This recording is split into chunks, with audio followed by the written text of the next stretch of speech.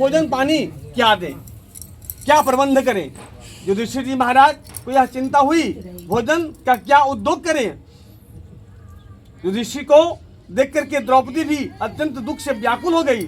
उसी क्षण द्रौपदी जी निज पुरोहित महाराज धौम को पवित्र आसन पर बैठा करके प्रदक्षिणा पूर्वक करके नमस्कार करके नेत्र में आंसू भर करके कुल धर्म रक्षिका द्रौपदी प्रेम पूर्वक गदगद वचन बोली, हे धौम जी महाराज, हे महाभाग, इन दुखित पांडु पुत्रों को देखो।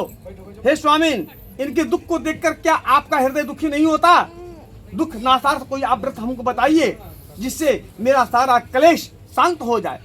थोड़े ही उपाय से प्रत्यक्ष मत पुण्य को फल देने वाले व्रत को कहिए आप, जिससे हमारे स्वामी पृथ्वी तल में सुखी होवे और शत्रु का नाश होवे और निज राज लक्ष्मी वापस मिले।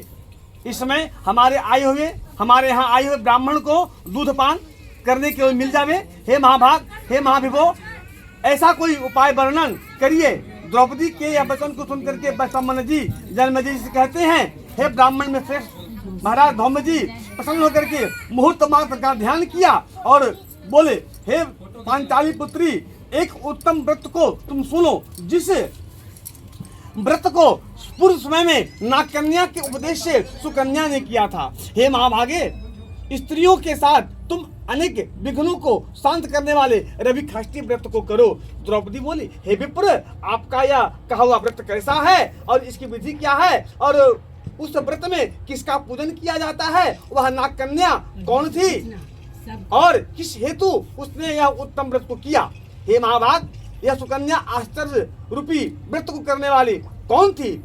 हे शरणागत वत्सल, मेरे इस संशय को आप निवारण करेंगे।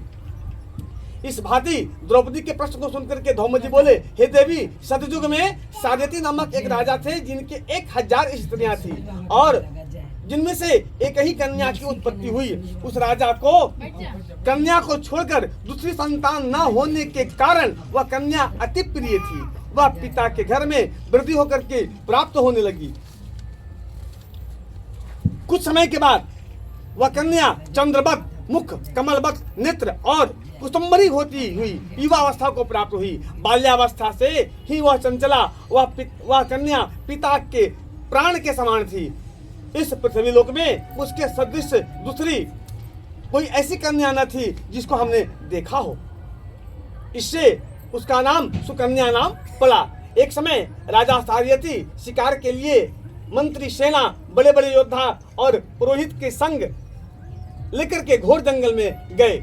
शिकार खेलने के निमित्त राजा को जंगल में वास करते हुए 10 दिन बीत गए।